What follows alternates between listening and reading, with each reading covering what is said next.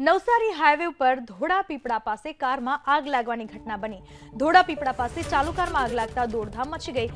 કારમાં આગની ઘટનામાં કોઈ જાનહાનિ નથી થઈ। ફાયર વિભાગે આગ ઉપર કાબુ મેળવી લીધો। કારમાં આગ લાગવાનું કારણ હજુ અકબંધ।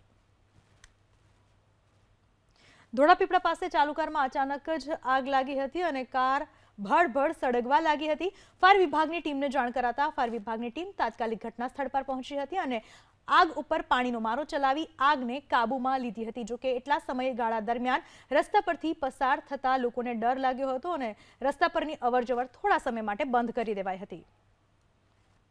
ધોળાપીપળા પાસે ચાલુ કારમાં અચાનક જ આગ લાગી હતી અને કાર ભડભડ સળગવા લાગી હતી। ફાયર વિભાગની ટીમને જાણ કરાતા ફાયર વિભાગની ટીમ તાત્કાલિક ઘટના સ્થળ પર પહોંચી હતી અને આગ ઉપર પાણીનો મારો ચલાવી આગને કાબૂમાં લીધી હતી। જો કે એટલા સમયગાળા દરમિયાન રસ્તા પરથી પસાર થતા લોકોને ડર લાગ્યો હતો અને